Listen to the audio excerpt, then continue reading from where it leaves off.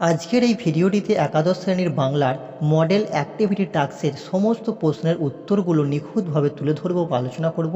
তাই ভিডিওটি তোমরা 1 সেকেন্ড পরিমাণ স্কিপ না করে শেষ পর্যন্ত দেখতে থাকো। এক্ষুনি সাবস্ক্রাইব করুন স্বপ্ন সন্ধান ইউটিউব চ্যানেলটি এবং পাশে থাকা বেল বাটনটি ক্লিক করে সদা সর্বত চ্যানেলের সঙ্গে জুড়ে থাকুন। স্কুল থেকে একটি প্রশ্নপত্র তোমাদের হাতে দেওয়া হবে এবং তার উত্তর বিষয়ভিত্তিক খাতায় লিখে তোমাদেরকে স্কুলে জমা করতে হবে। দেখো, বাংলার প্রথম পাতায় 5টি প্রশ্ন রয়েছে এবং হেডিং ঠিক এভাবে দেওয়া রয়েছে, নিচের প্রশ্নগুলির উত্তর নিজের ভাষায় লেখো। প্রথম যে প্রশ্নটি রয়েছে, দেশের লোক ভারী নিশ্চিন্ত হলো, কখন এবং কেন দেশের লোক নিশ্চিন্ত হয়েছিল? দেখো, যথাযোগ্য একটি উত্তর লিখেছি, তোমরা এইভাবে লিখেই কিন্তু স্কুলে জমা করে দিও। রবীন্দ্রনাথ ঠাকুরের কর্তারভূত রচনার বুড়ো কর্তা ছিলেন দেশবাসীর অভিভাবক স্বরূপ। তিনি মারা যাওয়ার সময় দেশবাসী তাকে জানালো যে তিনি চলে গেলে তাদের কি দশা হবে।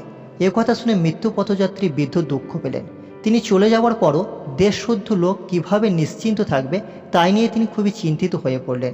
কিন্তু মৃত্যুকে তো কেউই এড়িয়ে যেতে পারে না, তাই সমাধান হিসেবে ভগবান জানালেন যে চিন্তার কিছু নেই, মৃত্যুর পরও বুড়ো কর্তা ভূত হয়ে দেশবাসীর ঘাড়ে চেপে থাকবেন চিরকাল।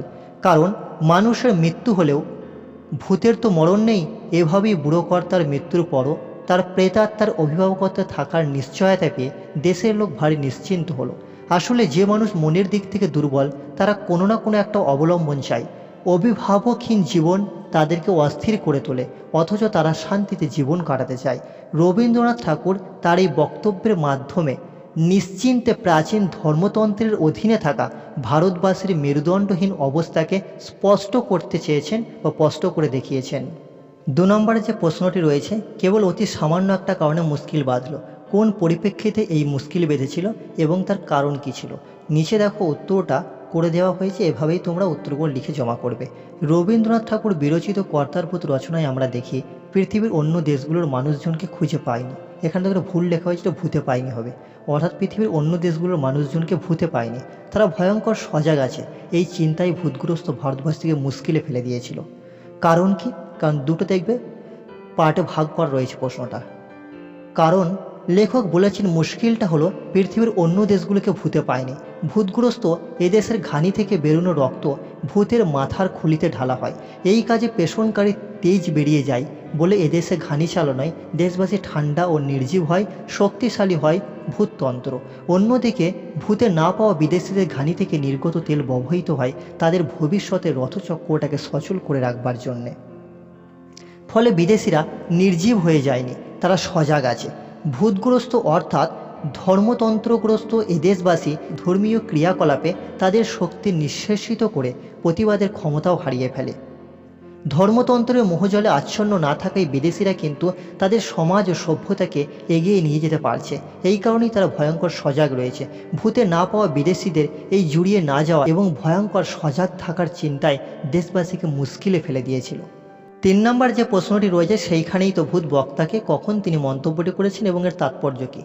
বক্তা বলে প্রথম পয়েন্ট করা হয়েছে, বক্তা হলো কর্তার ভূত গল্পের বুড়ো কর্তা। কখন তিনি মন্তব্যটি করেছেন, মন্তব্য বলে পয়েন্ট করা হয়েছে রবীন্দ্রনাথ ঠাকুরের কর্তার ভূত রচনায় আমরা দেখি 2-1 সংশয়ী ভীরু দেশবাসী হাত জোর করে বুড়ো কর্তাকে প্রশ্ন করে, কর্তা এখনও কি ছাড়বার সময় হয়নি?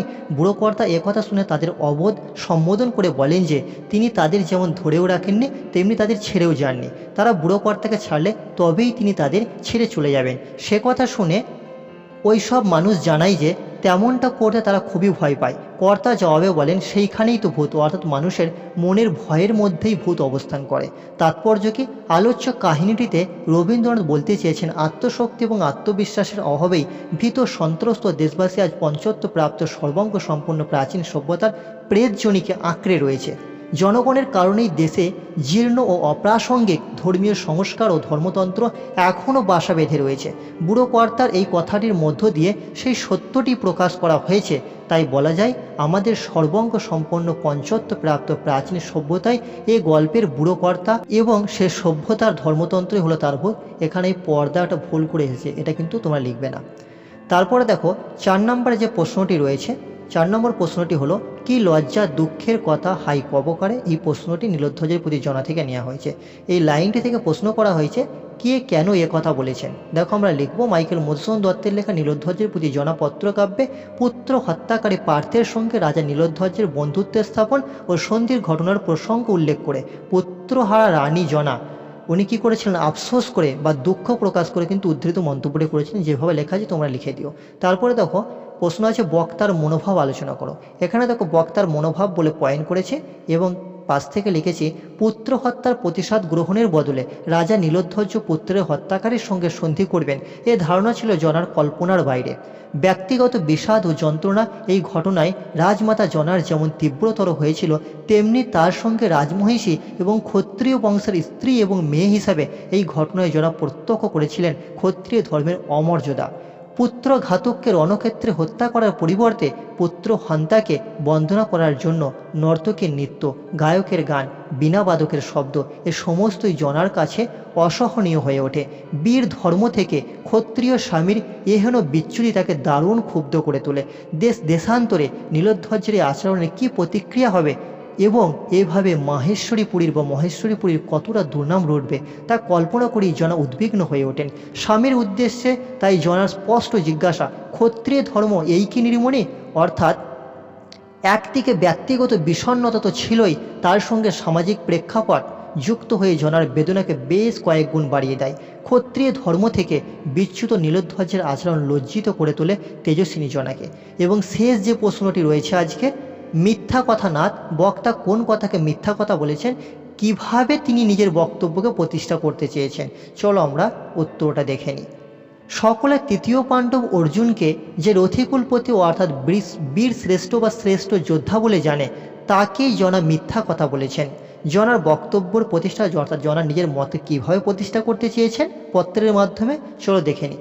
মাইকেল মধুসূদন দত্তের নীলোধ্বজের প্রতি জনা পত্র কবিতায় পুত্র প্রবীরের মৃত্যুর পরে পুত্রের হত্যাকারী পার্থের সঙ্গে অগ্নির পরামর্শে সন্ধি ও সখ্য স্থাপন করেন রাজা নীলোধ্বজ রায়। কিন্তু পুত্রের সঙ্গে কাতর জনা প্রতিশোধ নেওয়ার জন্য এতটাই ব্যাকুল ছিলেন যে নীলোধ্বজের কাছে পার্থের মহৎ ভাবমূর্তিকে ভাঙতে প্রয়াসী হন তিনি। একের পর এক দৃষ্টান্ত সহযোগে এরপর রাজমাতা জনা বীর হিসাবে খ্যাত পার্থের হীনতা এবং চতুরতাকে প্রকাশ করতে চেয়েছেন। স্বয়ংবর সভায় দ্রৌপদীকে লাভ করার জন্য পার্থ ব্রাহ্মণের ছদ্মবেশ ধারণ করে সকলকে ছলনা করেছিলেন। এছাড়া অর্জুনের খাণ্ডববন দহনে তাকে যথেষ্ট পরিমাণে নির্ভর করতে হয়েছিল কৃষ্ণের ওপর। পিতামহ ভীষ্মকে হত্যা করার ক্ষেত্রেও অর্জুন নপুংসক শিখণ্ডীকে সামনে রেখে তাকে তীরের আঘাতে জর্জরিত করতে সক্ষম হন। জনার মতে গুরু দ্রোণাচার্যকে বধ করার ক্ষেত্রেও কৌশল রচনা করেছিলেন অর্জুন এবং অবশ্যই তা কৃষ্ণের সহায়তায়।